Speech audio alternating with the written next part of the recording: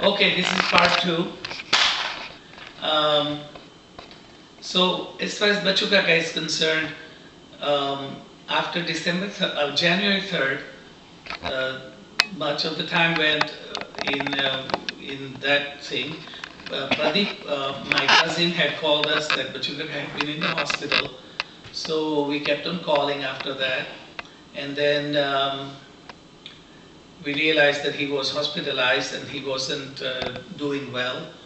So 2 days later, which was like January 5th or 6th, they called us and they said that Bachukaka is now coming home because doctors at the hospital said nothing can be done about him.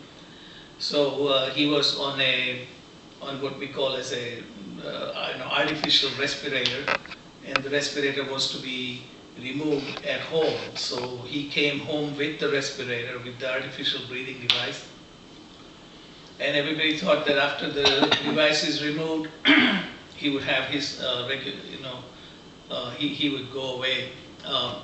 However, to everybody's surprise, good surprise rather, after the respirator or ventilator was taken away, he was breathing like a normal person. Of course, he was not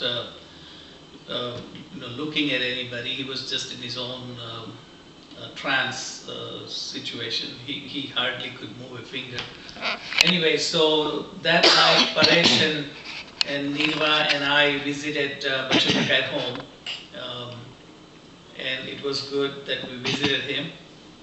And what happened, let me just say about Bachukaka first. That very same night, after Paresh and I and we all left, we got a call, early call in the morning from Mumbai that Bachukaka has passed away and we need to go. Everybody's coming together at his house. So that's what happened.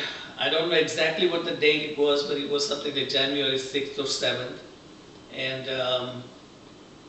I went back to Bachukaka's home in the morning, early in the morning. I attended his, the event in which his body was in his room, and everybody had gathered together.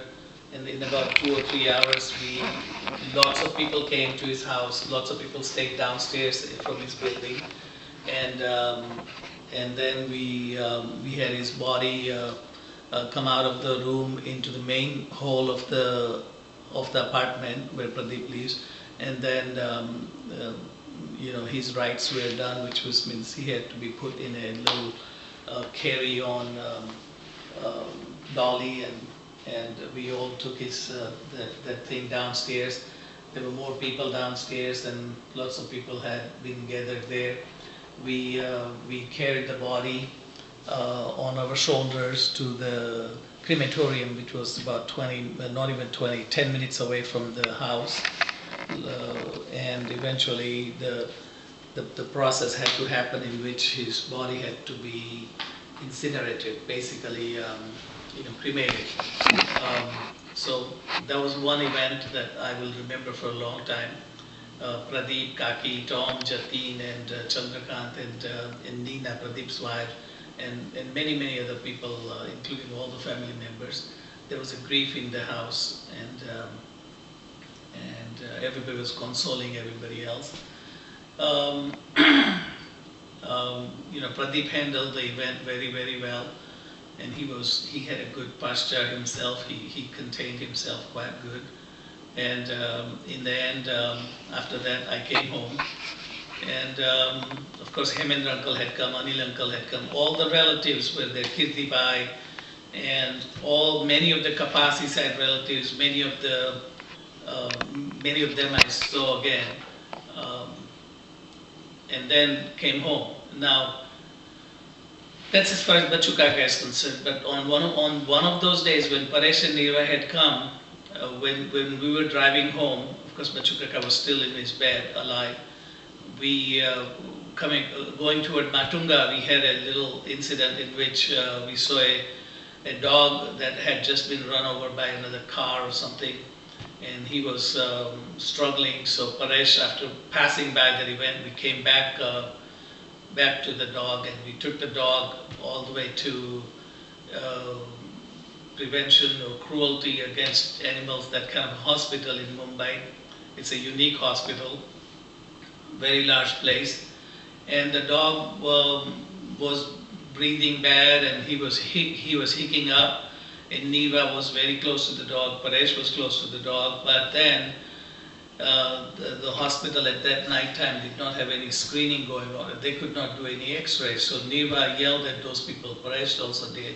And finally they opened the x-ray screening machine. They determined that the dog had some internal injury, which can only be looked at further by after the day after that next day. So this was an event in which Paresh and Neva really, deserve a lot of credit of taking a dog from a street, no relations, but taking him to hospital, trying to save him. So anyway, 4 days later, we realized that the dog had died, uh, probably for a lot of the injury.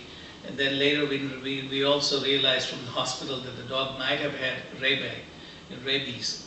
So Nirva and I went straight to the hospital, got some rabies shots, and it's like a series of 5 shots. I still have to take the last one on February 3rd in America. She bought all the injections, and I had to do it myself in America because the company here